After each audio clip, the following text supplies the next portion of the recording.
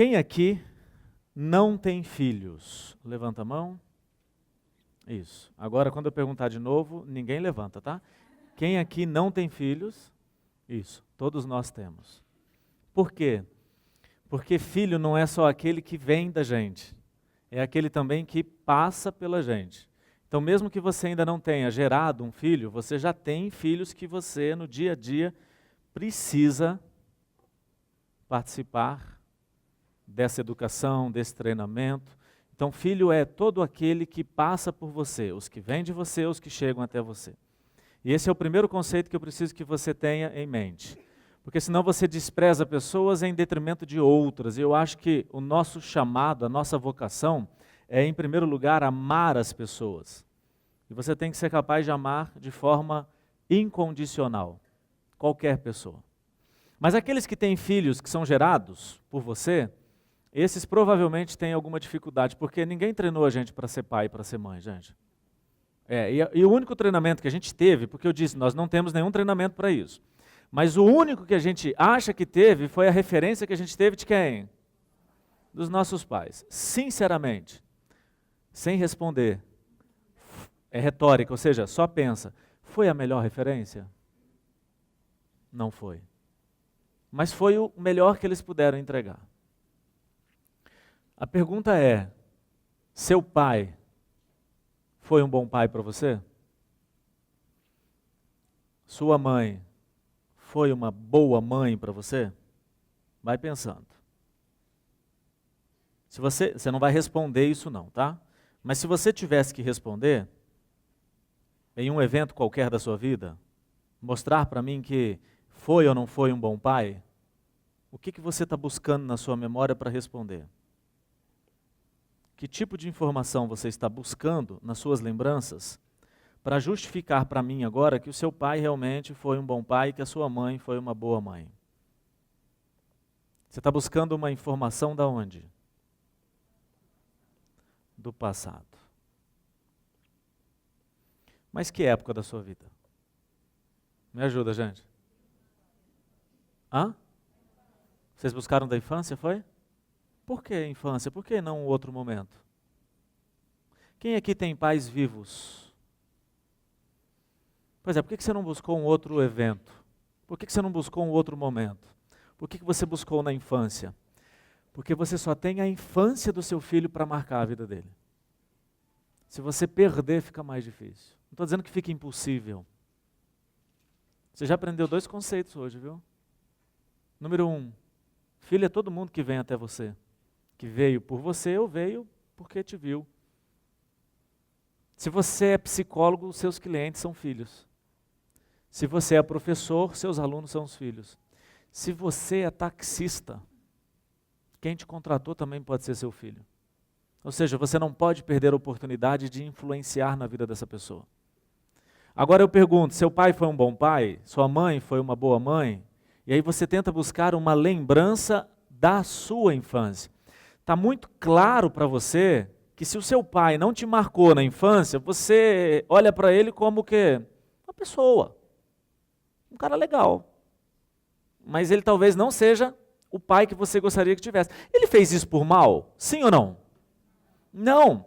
Mas olha só, eu piso no seu pé sem querer e está doendo o seu pé, eu digo, me desculpa, foi sem querer, não foi por mal. Parou de doer? Não parou. Mesmo não querendo o mal, alguém pode ter causado o mal por falta de orientação.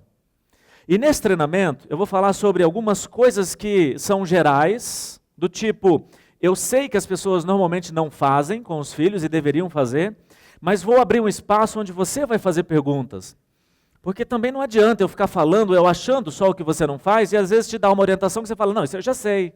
Então eu preciso muito da sua participação. No momento certo você vai fazer uma pergunta, com base na sua pergunta eu vou explorar o assunto e aí o microfone vai até você para poder ficar gravada a pergunta. Lembrando que vai ficar gravada a sua voz, no vídeo não vai ficar gravada a sua imagem. E você não precisa falar o seu nome, nada, tá? Não precisa se expor. Você já se expôs demais vindo aqui, né? Você já saiu de casa, você já mostrou a sua cara.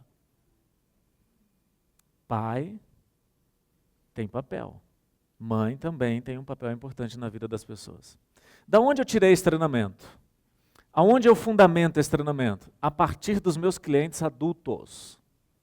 Então, eu não sou aquele cara que sou especialista em criança, tá, gente? Eu sou especialista em adulto. Aí já vem na sua mente assim, nossa, mas eu ainda paguei para ouvir sobre criança? Pois é, de tanto ver as dores dos adultos, eu percebi que essas dores acontecem normalmente em que fase da vida? Na infância. E aí eu comecei a conectar, por que você sente isso, por que você faz isso, por que você deixou de fazer. Por exemplo, eu vou falar daqui para vocês da síndrome da orfandade. Mas eu não vou começar a falar de quando é que você foi órfão de um pai vivo, de um pai morto, de um pai ausente, de um pai bruto, de um pai incoerente, de um pai insensível, de um pai coração de pedra. Toda vez que eu falar pai, entenda mãe também, tá? Para não ficar pai, mãe, pais, fala pai. Você é órfão talvez de um pai vivo. Ok, quais são as consequências disso na sua vida adulta? E eu vou começar aonde? Da vida adulta. Então, o que acontece com você hoje? O que acontece com os filhos de pais ausentes quando eles são adultos? Por exemplo, quais são as 3 coisas mais importantes na vida de qualquer pessoa? Quem me acompanha há algum tempo já sabe. 3 coisas mais importantes na vida de qualquer pessoa, você não precisa acreditar, ok? Eu estou falando, você vai absorvendo. Deus, o que mais? Vocação e casamento. Poucas pessoas falaram casamento, ok? Sabe, esse treinamento tinha que ser para o pai e para a mãe, tá? Marido e mulher. Porque a mulher chega em casa, tem que ir em casa um homem que é resistente. Porque o ser humano é resistente à mudança, mas o homem está no nível acima de resistência. Tá. Tem exceções? Claro que tem. Tem mulher que é doida, que você vê assim, cara, pelo amor de Deus, mas de cada 10 casais, 7 a mulher está doida para mudar, o homem 3 está doido para mudar. O homem tem mais resistência mesmo.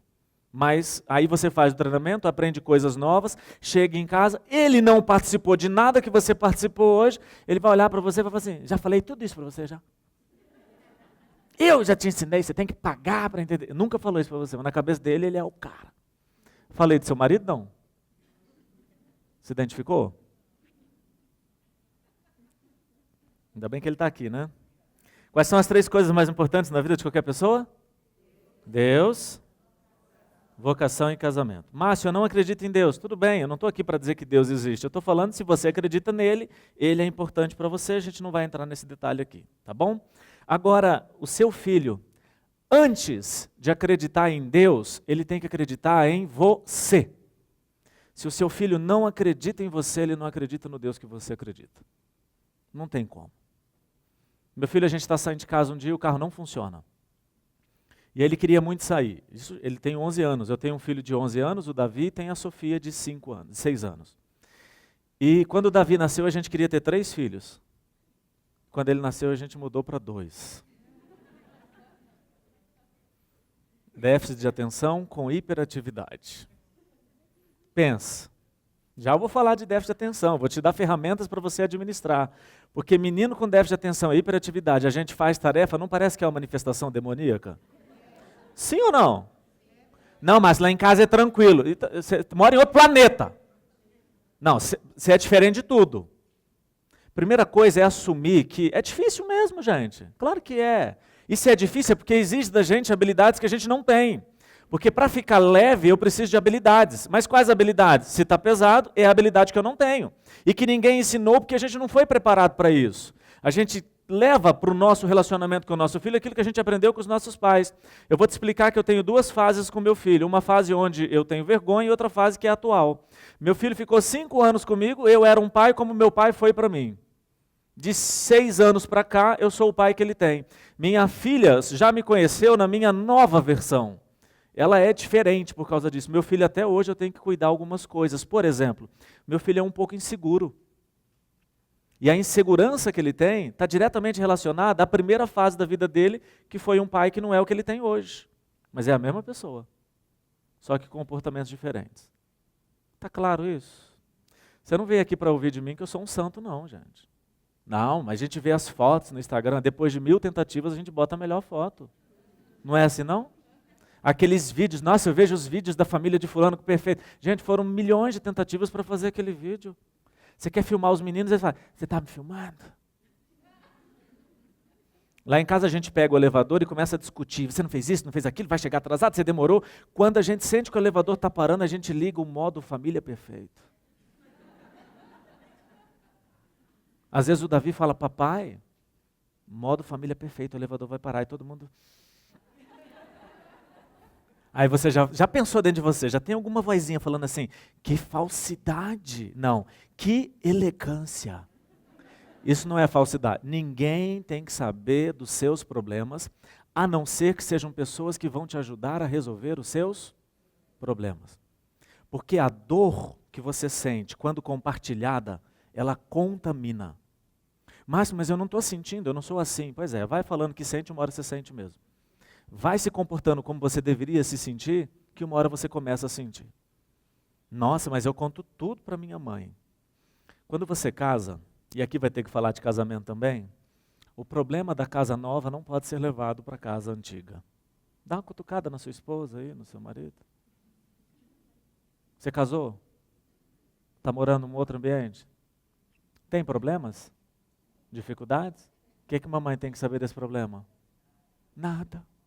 Mas Márcio, eu nem vou te contar o que ele faz comigo. Não quer saber, não. Eu não quero saber. Você vai ter que resolver e mamãe não tem que saber.